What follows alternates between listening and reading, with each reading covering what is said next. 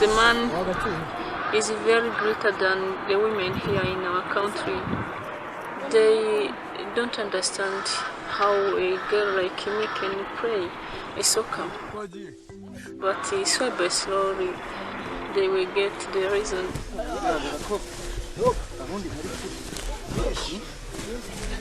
In my past, I get some time where I hate football very much, and my brother told me, don't lose hope. I know you have a talent and you have to focus.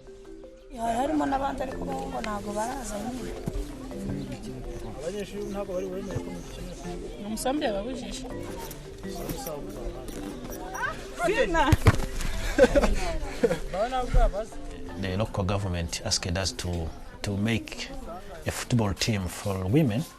I decided to take my sister because I saw her as someone who enjoyed playing football and she has a talent. In Rwandan culture, it is not good for the girl to play football. So it was hard for the family to understand. So I tried to convince them.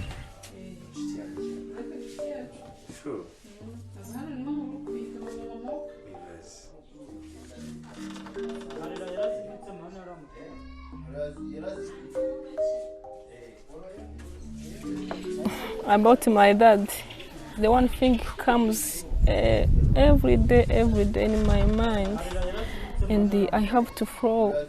He liked to tell that we can love each other, even those who are outside of my family. We can take as brothers and sisters.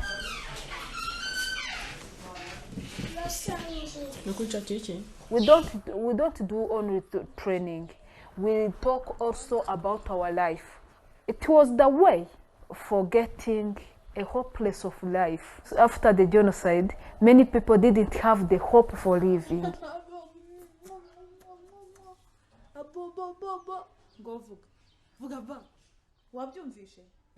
Grace is the one who recruited me. I take her like my second mom. I can't stop my football up to the end of my life. It helped me forgetting normal life. As we forgive the wrongsters you have done to us, do not bring us to a testing. I take them like my sisters. They didn't have where they can stay. Some are here like 8 years. Even them, they give me the hope for living.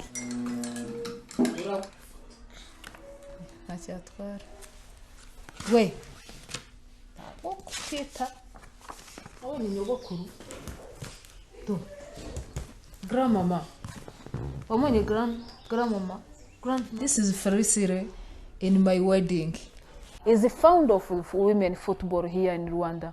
I consider her like my mom.